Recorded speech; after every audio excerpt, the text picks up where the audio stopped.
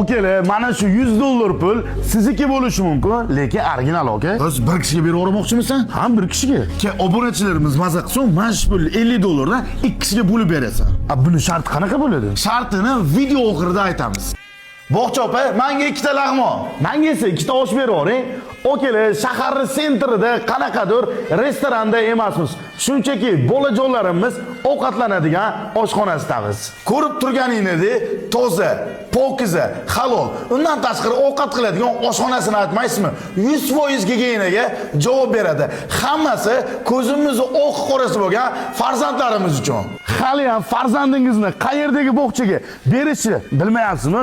Okey, sizga bundan zo'rini topolmadim. Hozir men Solixa Kidisdaman. Bu yerdagi sharoit, bu yerdagi qulaylik, bu yerdagi atmosferani ko'rib, farzandingiz emas, o'zingiz kelib olishingiz aniq. To'g'risini aytaman, biz yoshligimizda bunaqa sharoitlar bo'lmagan. Ko'zimiz oq qorasi bo'lgan farzandlarimiz uchun biz doim yaxshisini ilinamiz. Bu yerda farzandlaringiz rus tili, ingliz tili, turk tili, xullas 10 dan oshiq tillarni maktabga chiqqunga qadar o'zlashtirishsa bo'ladi.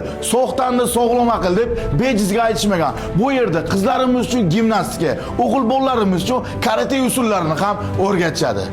Xusamani rasmdan nimaga qo'yilgan deb o'ylaysan?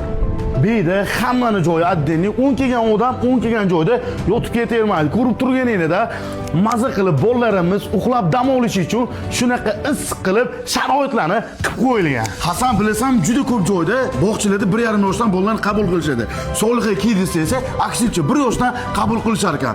O'ynab dam olishlari uchun ajoyib musiqa xonalarni ham bayram tug'ilgan kun o'tkazish uchun chiroyli sharoitlarni ham qilib qo'yishgan ekan. Bu barchasi ko'zimizni oq qorasi bo'lgan farzandlarimiz uchun bo'ladi, qadrdonlar. Solixa Kidis asoschisi Maftunaxon.